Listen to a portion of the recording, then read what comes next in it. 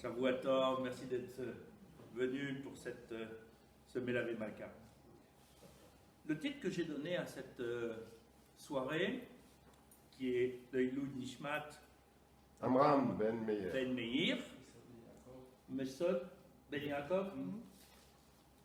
Donc, le titre que j'ai donné à cette réflexion est en deux parties. Diviser pour unir, et ensuite la méthode de Dieu. Qu'est-ce que ça veut dire la méthode de Dieu? Je commence par ça pour expliquer le reste. En réalité, Kadosh Baruch Hu, à travers la Torah, à travers les mitzvot, à travers les récits, la Haggadah qu'il y a à l'intérieur du texte biblique, il vient essayer de nous enseigner quelque chose. Mais pas simplement enseigner, puisqu'il nous propose de changer les choses.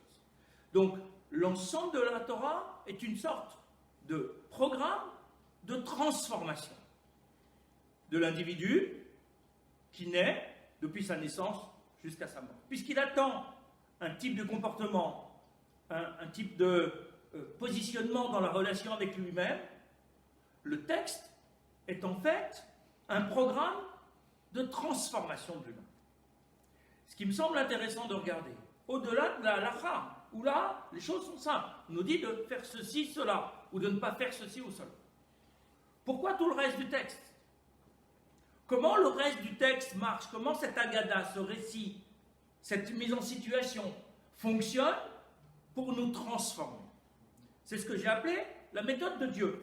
Qu'est-ce que Dieu met en place comme méthode pour avoir un effet sur nous à travers les récits du texte biblique et à travers des mises en situation? L'un des premiers exemples, il y en a d'autres, on va voir que le premier aujourd'hui. L'un des premiers exemples des modalités de la méthode, c'est ce que j'ai appelé diviser pour réunir. L'objectif d'Akadosh Baruch Hu, de manière globale, c'est de viser une union du peuple juif, une union de l'humanité autour d'une idée, autour d'un comportement. Or, si on regarde bien le texte, et on va voir 3 exemples précis, pour obtenir cette union, Akadosh Baruch Hu part d'un tout qu'il sépare en nous demandant de nous réunir à nouveau. Pourquoi utilise-t-il cette méthode?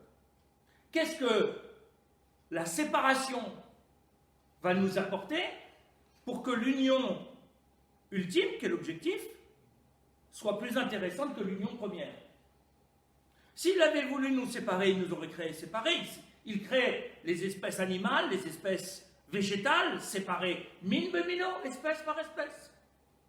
Pourquoi, dans un certain nombre de cas, il crée quelque chose qui est un tout, il le sépare, et ensuite il nous le demande de réunir ces parties pour pouvoir créer un nouveau tout qui résulte de l'union qu'on aura mis en œuvre.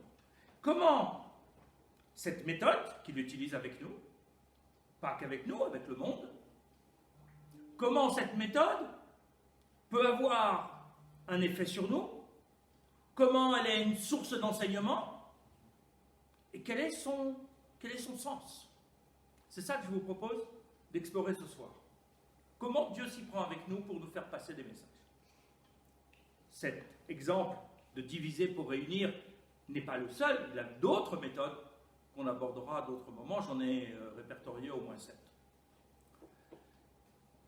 Mais pour essayer de comprendre ce principe, regardons 3 exemples. Le premier, il est lié à la création du monde, et dans la création du monde, un événement tout à fait particulier qui est la séparation des eaux d'en bas des eaux d'en haut. Deuxième exemple que nous allons approfondir, la création de l'homme. L'homme est un tout, mais en même temps, il nous sépare en distinguant Zachar ou Nekeva, l'homme de la femme, mais il souhaite qu'on se réunisse. Pourquoi cette procédure?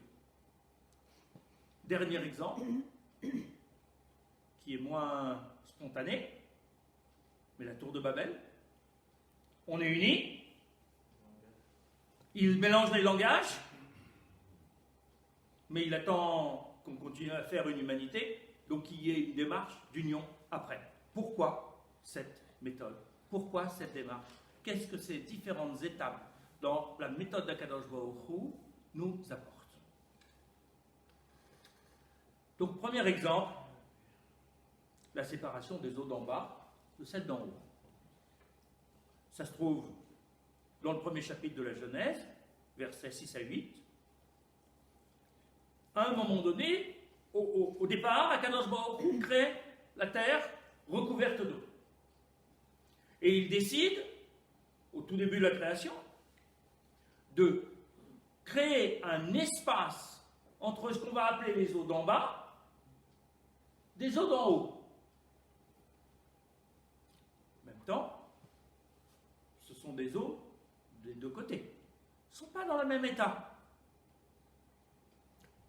Sur Terre, ce sont des eaux à l'état liquide. Dans le ciel, c'est de l'eau à l'état gazeux, concentrée dans les nuages, qui peut se transformer en pluie et donc en eau liquide lorsque la température se refroidit. Et il nous dit qu'il crée un espace entre les deux. Si Akadosh Baruch Hu veut créer des nuages, pourquoi il ne fait pas d'emblée? Qu'est-ce que ça vient nous apporter, cette histoire qui prend les eaux d'en bas pour créer des nuages? On n'est pas scientifique. On peut comprendre que ces nuages sont le fruit de l'évaporation, mais alors ce sera un phénomène naturel à ce moment-là. C'est le soleil qui provoque cette évaporation et qui crée les nuages. Pourquoi nous dire que c'est Akadosh Baruch Hu qui est en train de séparer ces eaux les unes des autres? Avait-il vraiment besoin des eaux d'en bas? Nous, on en a besoin, parce que les eaux d'en bas permettent au départ... Oui, non seulement, mais parce qu'elles ne font pas que s'évaporer, elles ne font pas que créer de la pluie, elles créent une humidité qui prépare la végétation avant qu'elle reçoive la pluie. Donc on a besoin, nous aussi, d'avoir des eaux en bas, mais en tout état de choses, si vous les deux, pourquoi il ne crée pas le monde comme ça? À quoi ça sert de créer juste des eaux en bas pour ensuite les séparer et d'insister sur l'espace qu'il doit y avoir? Entre les deux, il y en a quelque chose qui interpelle. Et par la pluie, lorsque l'eau redescend, ces eaux se remélangent. Une fois que la pluie est retombée, en dehors de celles qui s'infiltrent dans les nappes phréatiques, celles qui retombent dans la mer, elles se remélangent avec l'autre mer et on ne va plus distinguer la goutte d'eau salée de la goutte d'eau non salée, qui est celle de la pluie. Donc d'une certaine façon, il crée un système avec un dispositif de séparation pour qu'il y ait à nouveau réunion ensuite. La pluie, elle est faite pour tomber. Quel enseignement on va tirer de cette procédure? Et qu'est-ce qu'on va en faire, nous, dans notre vie d'homme? Sur ce phénomène, il faut comprendre différentes choses. D'abord, premier élément d'une séparation, elle fait exister des parties. Lorsque il n'y a de l'eau qu'en bas, il y a un tout, informe, où on va être incapable de distinguer de l'eau salée de l'eau non salée. Puisque tout est mer au départ. L'eau salée, ça va être celle des sources, mais celle des sources vient de la pluie, puisque c'est la pluie qui est tombée qui a provoqué des nappes souterraines, donc de l'eau douce, qui va ressortir à un moment donné. Donc au départ, on a un ensemble, où on est incapable de distinguer des parties si ce n'est les molécules d'eau, avec les molécules de sel. Donc la première chose qui va être le résultat de la séparation, de toute séparation, c'est que les éléments qui sont séparés commencent à avoir une existence. Ils ne sont plus identiques. On comprend que la molécule d'en bas, c'est une molécule liquide, et que celle d'en haut, c'est une molécule gazeuse.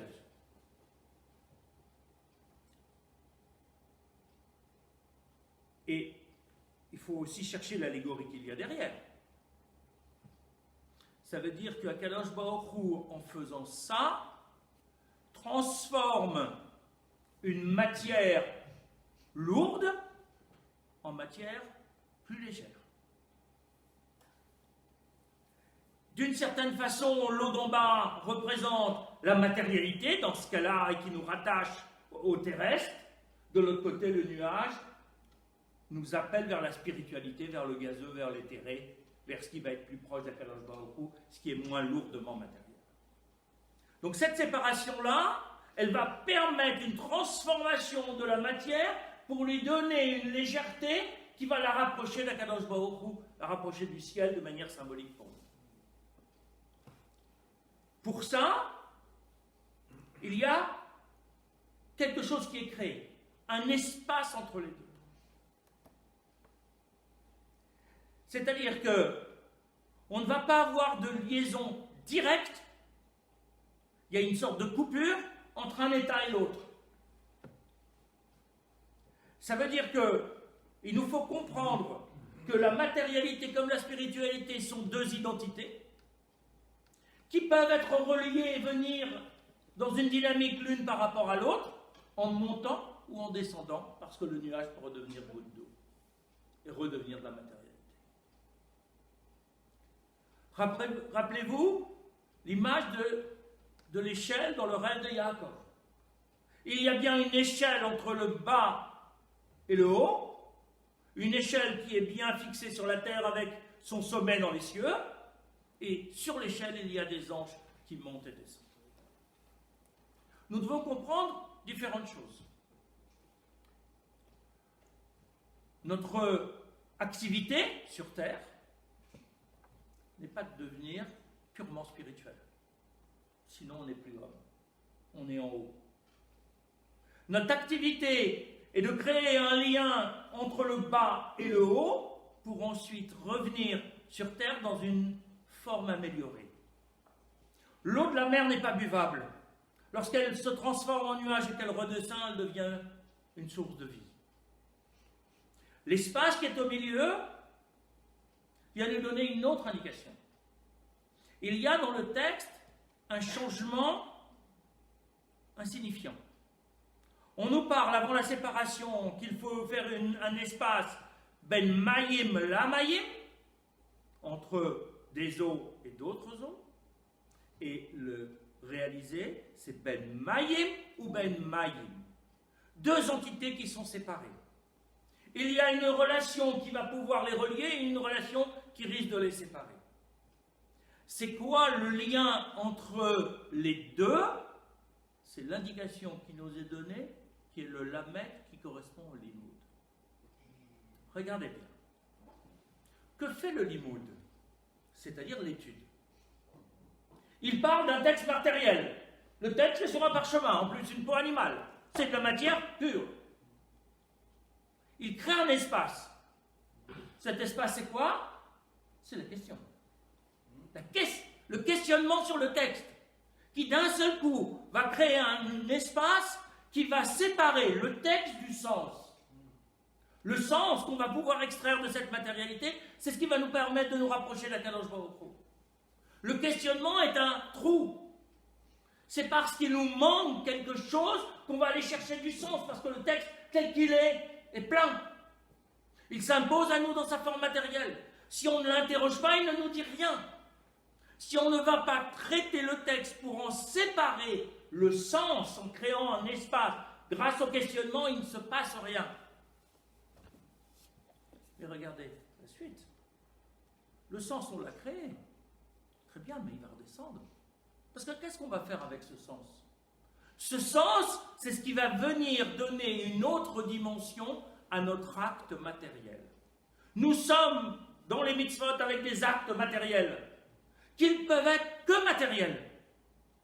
Et un acte magique, c'est un acte matériel. Je mets des tefilines, je mange kasher, je fais Shabbat. C'est de la matérialité, on le fait avec notre corps, avec notre bouche.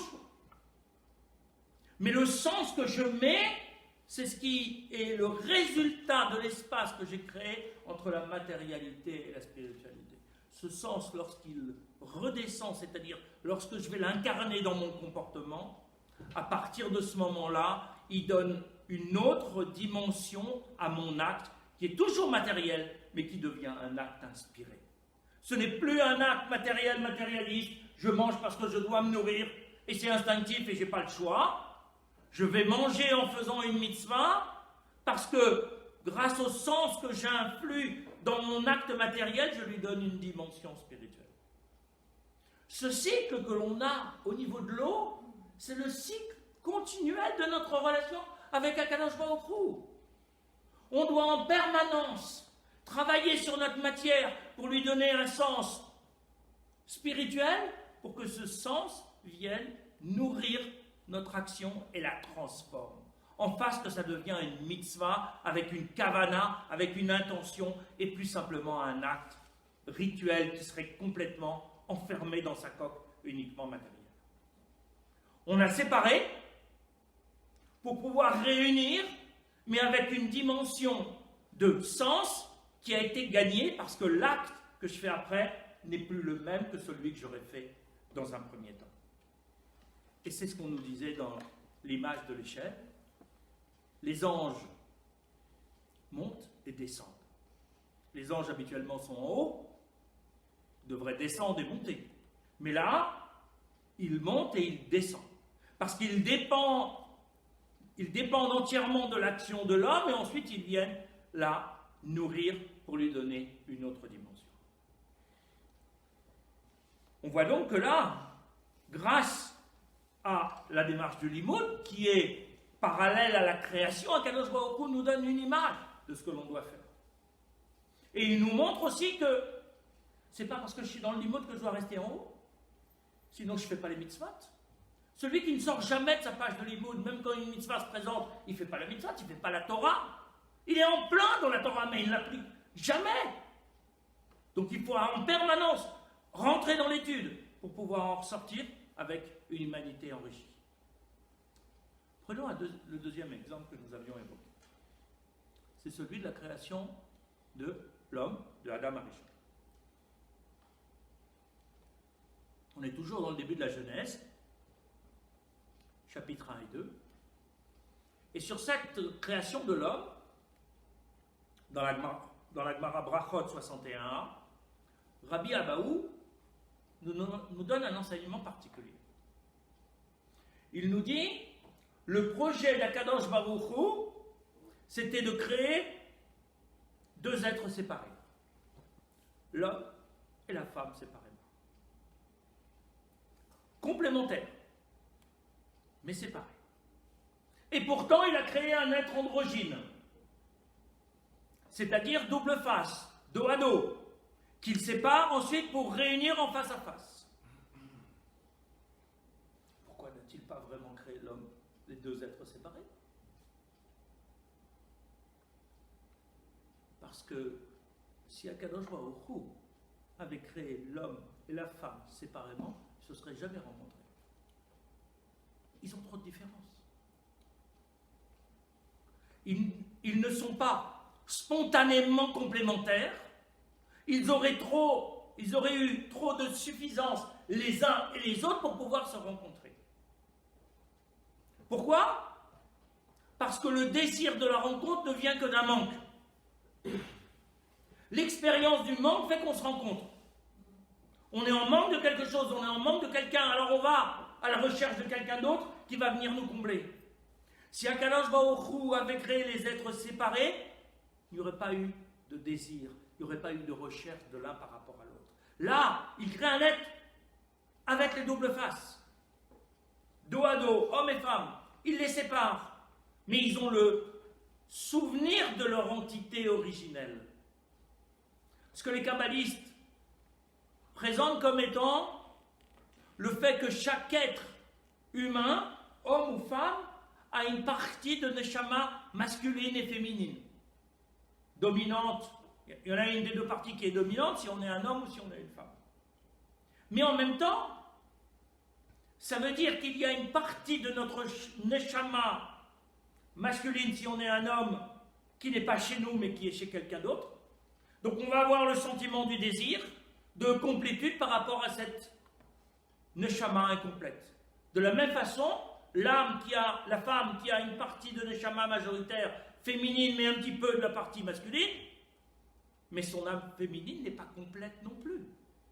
Donc elle va avoir le désir de trouver un être qui va être dissemblable, mais en même temps suffisamment proche pour que la complétude se fasse. Que chacun retrouve dans le partenariat avec l'autre ce qui lui manquait, ce qui lui faisait défaut. La séparation, c'est l'élément dynamique de la rencontre.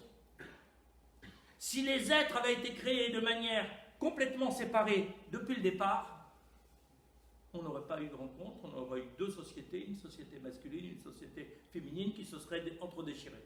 Parce que chacun pensant qu'ils étaient le summum et qu'ils étaient l'être humain le plus abouti. Là, tout le monde est dans l'incomplétude. Personne n'est parfait. Ce que nous dit la Gemara.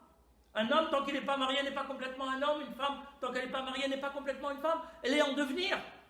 La rencontre permet d'arriver à cette situation de plénitude. Mais plénitude ensemble. Parce que la séparation recrée ce manque. Donc on voit ici que de la séparation va sortir le manque qui va permettre une union différente. Pourquoi?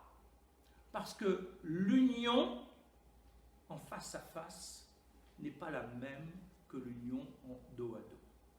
C'est-à-dire que en dos à dos, ils sont attachés, je dirais physiquement. Là, ils sont indépendants.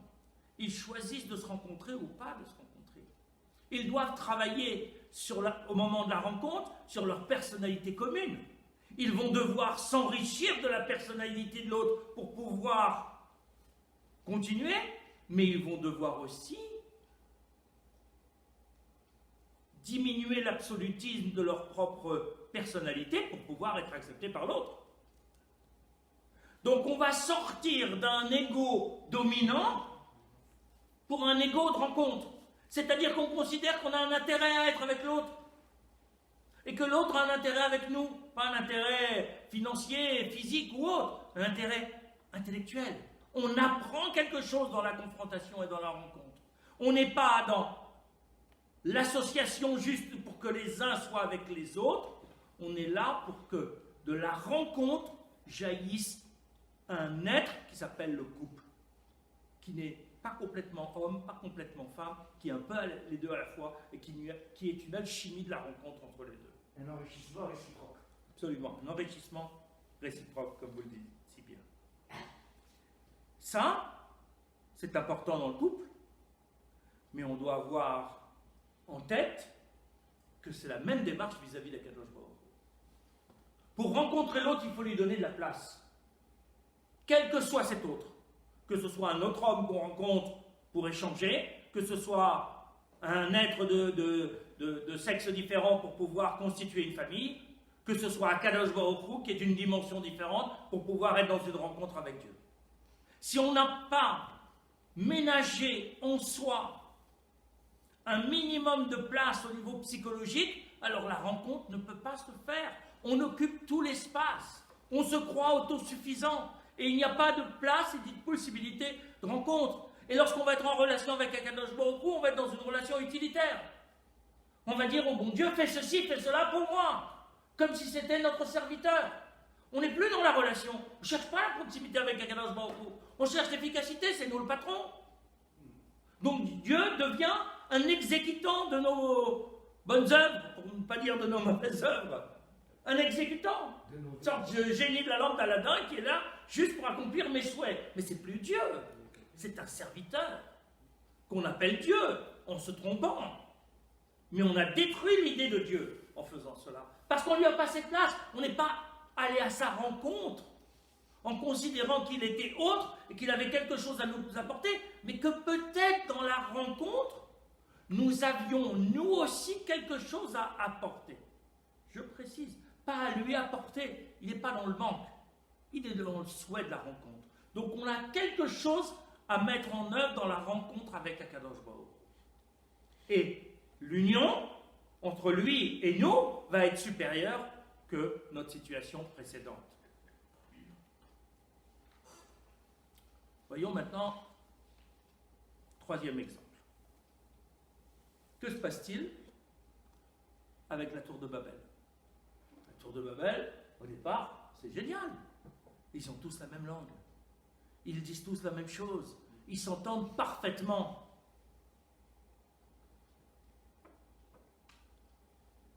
Mais simplement, la tour de Babel, qui arrive au chapitre 9 de la Genèse, vient déjà s'opposer à une bénédiction qu'avait donnée Akadosh Baruch Hu au chapitre 1, verset 28. Dieu les bénit en leur disant, croissez et multipliez et remplissez la terre. Eux, que font-ils? Ils se réunissent en un même endroit. Au lieu de remplir la terre et grâce à leur langue pouvoir continuer à communiquer, mais en étant tous là où ils sont, ils se réunissent en un même endroit. La problématique des hommes de la tour de Babel, c'est que leur concentration est une concentration de rupture. Déjà, ils vont à l'encontre de la demande d'Akadosh Baruch Hu, mais en plus, ils sont dans la rupture avec Akadosh Baruch Hu. Ils évacuent Akadosh Baruch Hu de leur univers. Comment? On le voit de deux manières. D'abord, ils quittent Mikedem. Ils quittent l'endroit qui était Kedem, mais qui est aussi l'endroit d'avant. Ils quittent la situation d'avant pour aller vers un avenir qu'ils vont construire. La situation d'avant, c'était la proximité avec Akadosh Baruch Hu. Mais il y a un deuxième élément essentiel. Ils construisent des briques. Le vénim. Le vénim, c'est une chose blanche. La vanne, c'est le blanc. Ils n'utilisent pas Even. Even, qui est la pierre. Qui est, comme on le sait, la contraction de Av-Ben. Le père et le fils. Ils veulent obtenir leur indépendance vis-à-vis du père. Père suprême, Akadosh Baruch Hu. Puisqu'ils vont construire une tour pour aller dire à Akadosh Baruch Hu, toi tu as décidé de nous mettre en bas et toi d'être en haut, mais non, on va aller chez toi, en haut de la tour, combattre Dieu dans le ciel et déloger Dieu du ciel. Donc ils sont dans une démarche de rupture avec leur origine. Du coup, la langue commune prend en fait chez nous une autre dimension.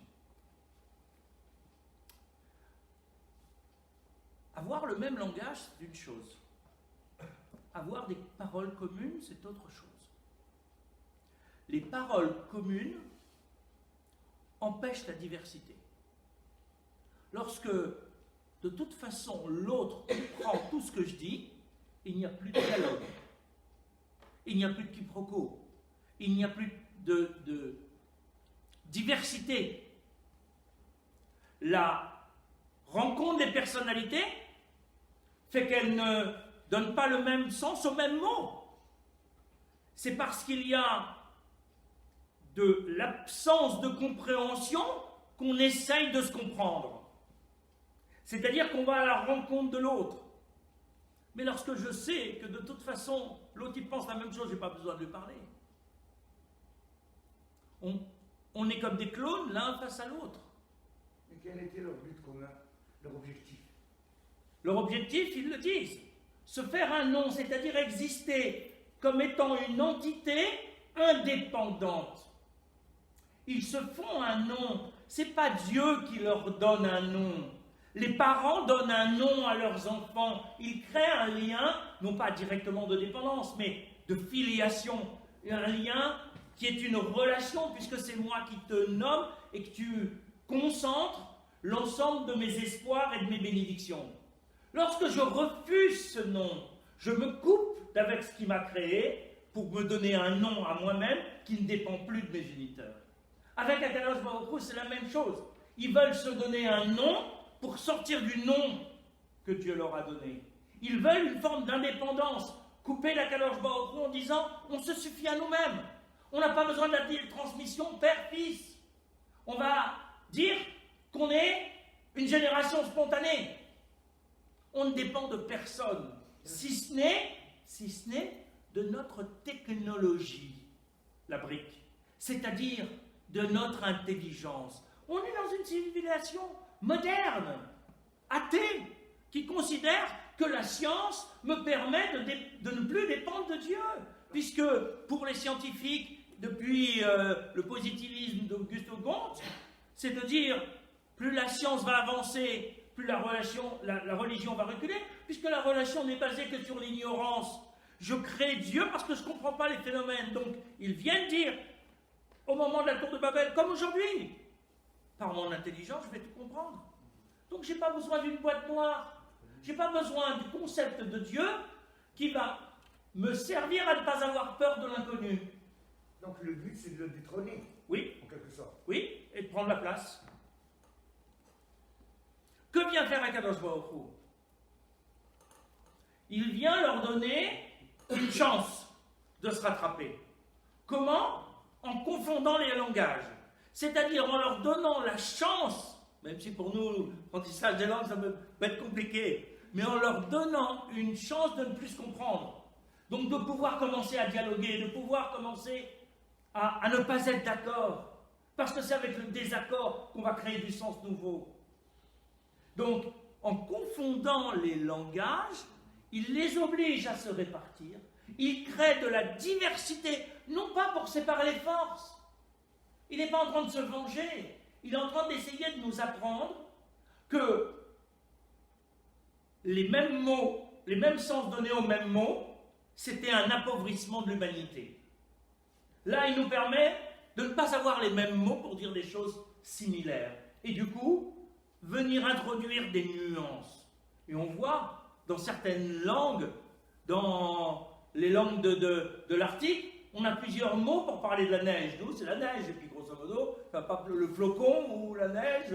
Maintenant, on a la neige, la poudreuse ou je ne sais quoi d'autre. Mais dans les pays nordiques, il y a beaucoup plus de mots parce que c'est une réalité. Donc, du coup, on ne va pas se comprendre avec des mots qui sont complètement identiques parce qu'on vit des choses séparées. Et donc, il peut y avoir dans la rencontre un enrichissement parce que l'objectif reste le même. C'est que l'humanité tout entière, à un moment donné, puisse se réunir autour de l'idée, autour de Akadosh Baruch Hu et de la notion du monothéisme. Donc, le but, même lorsque Akadosh Baruch Hu dit « remplissez la terre », ce n'est pas pour vous éparpiller, c'est pour prendre possession du territoire que je vous donne, pour pouvoir vous réunir à partir de votre diversité. C'est ce que l'on fait avec les herbanimes, les 4 espèces de plantes. Au moment de Sukkot, on a 4 plantes qui n'ont rien à voir. L'étrog, le loulav, la myrte et le saule. Ça n'a rien à voir l'un avec l'autre. Ils ne vivent même pas dans les mêmes coins. On les prend en disant on va en faire un tout. Parce que le bouquet réuni va avoir plus de force que si on avait qu'une collection de loulavim les uns avec les autres et qu'on prend en 3 loulavim, la taille, la force ne va pas faire grand-chose. Tandis que là, on a une grande diversité. Et avec cette diversité, on va faire une communauté. De la même façon que dans une communauté, il y a de la diversité. Personne ne pense exactement comme l'autre. C'est ça qui fait la richesse. Maintenant, il faut qu'il y ait un liant, c'est-à-dire qu'il faut qu'il y ait un vecteur de réunion. Le vecteur de réunion, c'est le minyan. Le vecteur de réunion, c'est le projet commun, le projet partagé. C'est toute la dynamique de la réunion d'hommes autour d'un projet, autour d'un « on va faire quelque chose ensemble ». Et du coup, chacun va apporter sa contribution au faire ensemble. S'il n'y a pas de projet, alors évidemment, l'union n'est que la juxtaposition. Et quand on n'est que dans la juxtaposition, chacun est persuadé qu'il est le centre du monde. C'est lui qui est le seul capable, c'est lui qui est le seul à avoir les bonnes idées, puisque on est juste à côté des autres et qu'on n'a rien à faire des autres. toute la dynamique de la communauté, de l'État, de l'humanité, c'est d'arriver à un moment donné à avoir un vecteur d'union. Quand on regarde les Bnei Israël, lorsqu'ils arrivent au pied du Sinaï, on nous dit « Vayachan Sham ». Alors qu'ils sont nombreux, on nous dit au singulier « il a campé là-bas ». Le peuple juif, on entend bien, mais c'est les Bnei Israël dont on parle dans les versets. Rachid dit que Ishechad belev echad, comme un seul homme avec un seul cœur. Plusieurs millions de personnes, hein. 600 000 hommes de plus de 20 ans, ça fait au bas mot 3 à 3,5 millions de personnes avec les enfants, avec les femmes, etc. Et avec les personnes plus âgées. Donc 3 millions de personnes, qu'est-ce qui va les unir? Pas leur manière de penser, pas leur manière de s'inquiéter par rapport à la manne ou par rapport à la source d'eau. Ce qui va les réunir, c'est la confrontation avec Akadosh Baruch Hu. Ils sont devant le Har Sinaï, ils sont au pied de la montagne du Sinaï. Face à Dieu, ils s'unissent parce qu'ils comprennent que s'ils ne sont pas unis à ce moment-là avec leur diversité, alors il n'y a pas de révélation. Il ne peut pas y avoir de révélation. Parce qu'Akadosh Baruch Hu, il n'est pas venu pour chaque individu. Même s'il va parler à chacun, et que chacun va avoir le sentiment qu'il lui parle personnellement, mais en même temps, il parle au peuple, il est en train de créer un peuple. On n'est pas à l'époque d'Abraham, où il recherche un individu qui va être son porte-drapeau. Il cherche un peuple. On vient de les sortir d'Égypte, on leur donne une loi avant de leur donner une terre. C'est la fabrication d'un peuple. Donc les individus sont peu importants, si ce n'est qu'ils font partie de la richesse du bouquet global. Mais si vous voulez, un bouquet de fleurs, c'est pas tout à fait la même chose qu'une seule fleur. Alors quand c'est une rose encore, ça peut avoir d'effet, mais quand vous arrivez avec une marguerite, si vous voulez que vous n'avez qu'une seule marguerite, ça va faire un peu léger. Donc on va mettre plusieurs fleurs pour faire de la diversité, et c'est la diversité qui va faire la richesse. Donc là, ils sont obligés de s'unir parce qu'il y a un vecteur d'union. Au moment de la tour de Babel, on va changer le vecteur d'union. Le vecteur d'union n'est plus la lutte contre Akadosh Baruch Hu, et elle devient l'accomplissement de l'attente d'Akadosh Baruch Hu, qui était celle qui a été énoncée au départ: croissez, multipliez, remplissez la terre. Et faites en sorte que de vos expériences multiples, il y ait une sorte de kaléidoscope de l'humanité qui va être la richesse du partenariat avec Akadosh Baruch Hu. C'est exactement le sens du Lulav. Les 4 espèces séparément ne donnent rien, réunies ensemble, ça donne un sens. Tout à fait. Au bouquet final. Et d'ailleurs, on le voit que cette diversité, elle est nécessaire. La bénédiction de Yitzhak à Yaakov, au moment où il part, pas au moment où il y a l'obtention de la bénédiction à la place de Esav. Yitzhak dit à Yaakov qui part à Haran, chez Lavan, il lui prédit, il lui demande de devenir l'origine d'une multitude de peuples. Il va avoir 12 enfants qui vont devenir les 12 tribus. Les 12 tribus doivent rester uniques et unis. Il ne faut pas qu'on soit dans la situation d'Abraham où il y a un fils qui est élu et les autres qui ne le sont pas, ou dans sa propre situation à lui où il y a Yaakov d'un côté et Esav de l'autre. L'ensemble, maintenant, on est en train de faire une multitude. D'ailleurs, c'est le sens aussi de la robe bigarrée qui est donnée à Yosef, parce qu'il pressent que c'est lui qui va être le vecteur de l'union. Alors il lui donne une sorte de vêtement d'arlequin d'après Sforno, c'est-à-dire un habit fait de morceaux de tissu de couleurs différentes. Il doit les réunir, il doit tenir compte de la diversité. C'est vrai que Yosef aurait voulu, dans une première impulsion, que tous ses frères soient identiques, qu'ils aient le même comportement, qu'ils soient tous comme lui dans la bonne voie, mais il y a de la diversité. De cette diversité va émerger un peuple. Donc il faut bien qu'il y ait un vecteur d'union qui va être celui qui va permettre de faire en sorte que la famille devienne un peuple à part entière. on a vu là 3 situations un peu différentes qui sont à chaque fois une séparation en vue d'une union qui soit supérieure à l'union précédente, qui était, dans la plupart des cas, une sorte de chaos, c'est-à-dire un ensemble indistinct où on ne prend pas conscience des parties. Qu'est-ce qu'on doit retenir de tout ça? Et comment on le fait dans notre vie? Comment ce que Akadosh Baruch Hu nous propose comme modèle, nous pouvons le mettre en pratique nous-mêmes?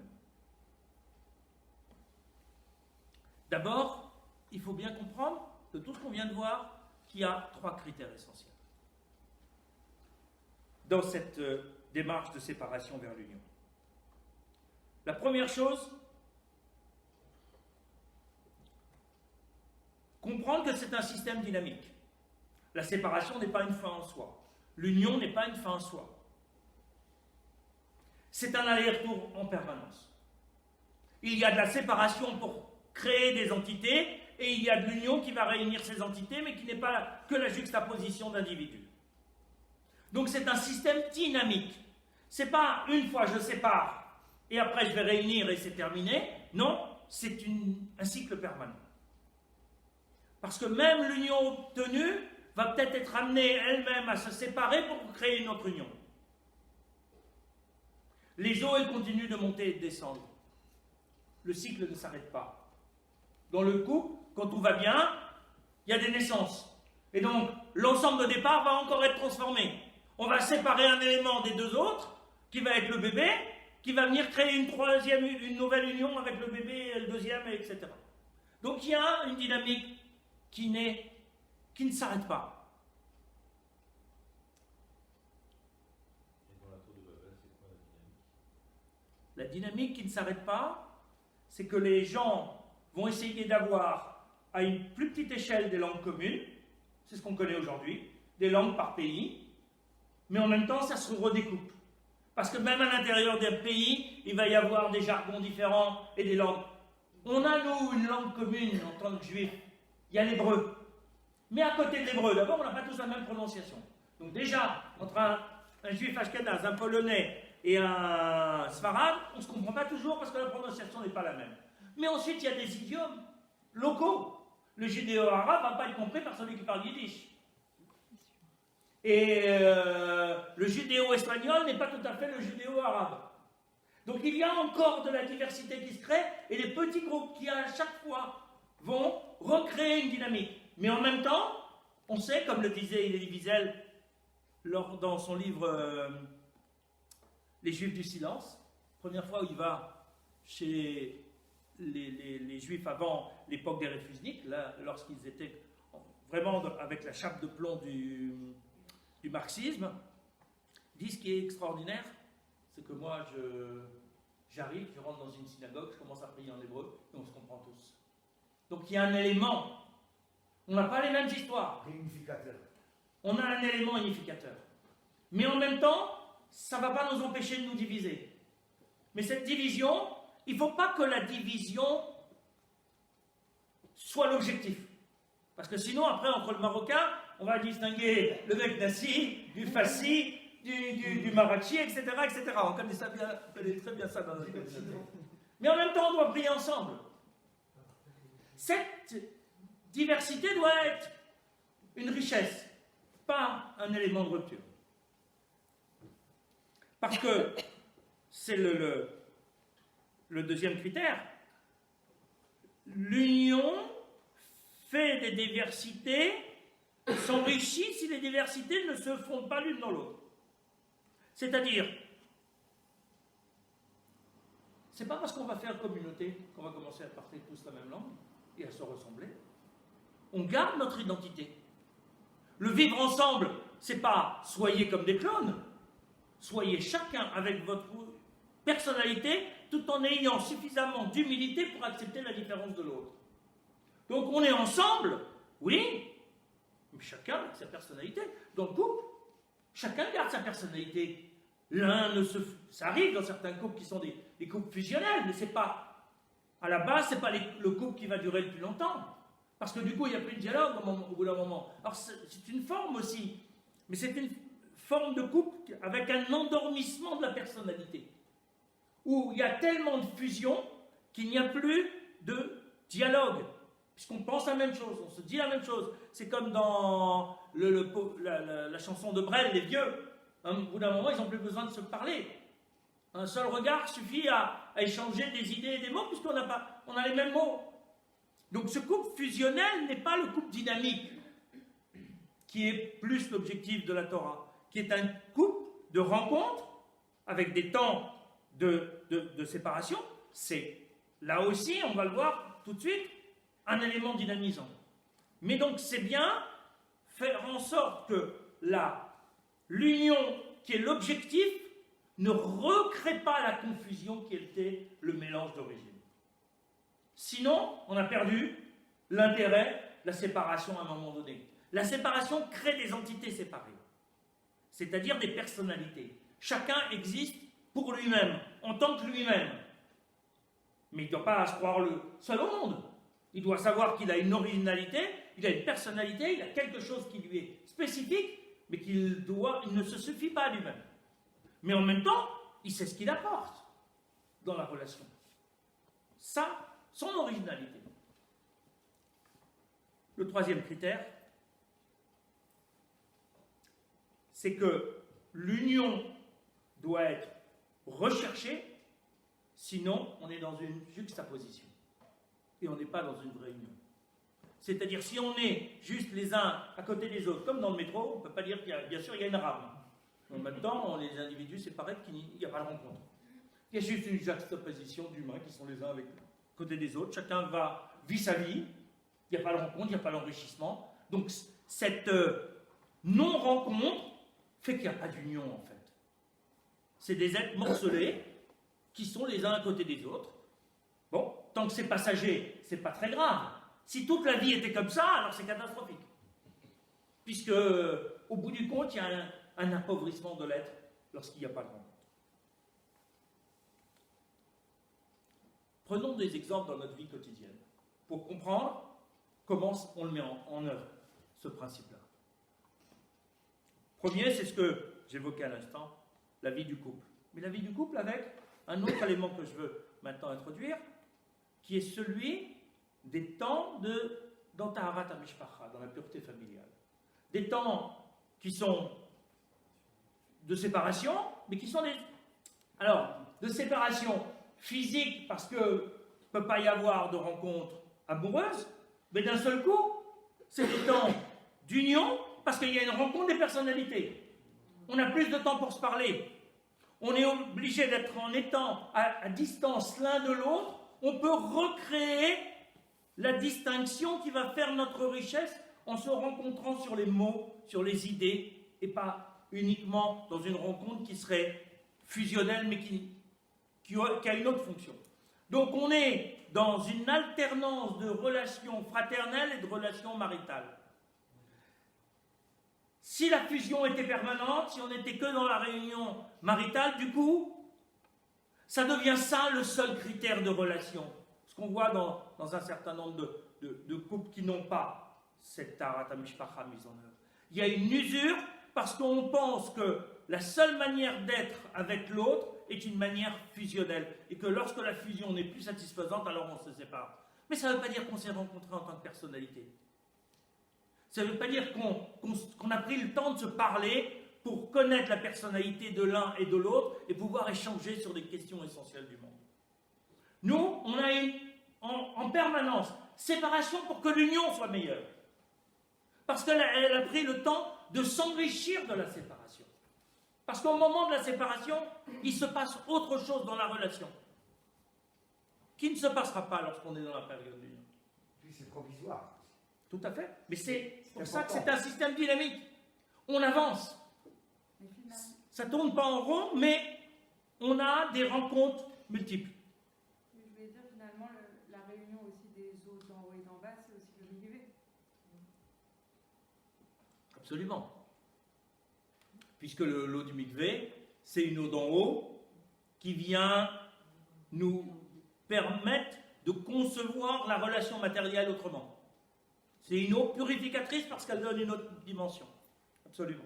Alors la relation du couple, comme tu viens d'expliquer, elle a un temps, puisqu'il y a cette séparation qui dure. Donc l'homme est enfant, on va dire, enfin, est enfant, il se marie, il y a une séparation dans le couple avec la femme, mais après arrive une période où il y a une réunion qui est permanente, sans plus de séparation. Oui, il y a une réunion qui est permanente, mais qui a priori s'est enrichie de toute cette période qui a duré peut-être 20 ans, 25 ans selon les couples, qui a créé cette relation qui fait qu'on a pris d'autres habitudes. On a pris l'habitude de se parler. Ce qui fait qu'on peut, à un moment donné, continuer à être ensemble sans avoir besoin de séparer parce que la relation a changé. Parce qu'il y a déjà les fondations, il y a Oui. des ciments déjà. Oui, oui, tout à fait. Donc on peut créer sur cette base-là. On l'a vu, l'importance du questionnement dans l'étude. Deuxième réalité, ne pas oublier que si on ne crée pas un questionnement sur l'étude, on ne crée pas d'espace, donc on ne permet pas au sens de sortir. Il faut aller se battre avec le texte, l'interpeller, le secouer, pour qu'il y ait quelque chose d'autre qui ait un sens, qui vienne enrichir notre texte, et donc qui va enrichir notre comportement. C'est aussi l'acceptation de la différence, la marloquette. La discussion dans la Gemara, la marloquette, c'est l'acceptation que l'autre ne pense pas comme nous.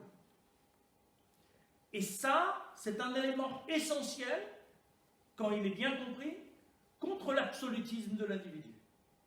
Parce que dans la marloquette, dans la bonne marloquette, on ne cherche pas à convaincre l'autre pour avoir raison, on cherche la vérité. Quelle est la bonne lecture du sens de la Gemara? C'est pas est-ce que moi j'ai raison ou pas, je ne gagne rien. Un peu d'ego, mais c'est pas ça qui va mener très loin. Mais si la discussion, elle est là pour rechercher la vérité, alors notre différence, elle était génératrice de sens. Mais si la discussion est que de toute façon, j'écoute pas ce que l'autre est en train de dire, parce que je suis persuadé d'avoir raison, donc il n'y a plus de dialogue, il y a deux monologues. Et on n'est plus en mesure d'enrichir notre relation. Et on pourrait trouver, dérouler comme ça plein d'exemples où en réalité, on va séparer pour pouvoir unir de manière plus positive. Parce que de la contradiction doit sortir quelque chose de positif. Absolument.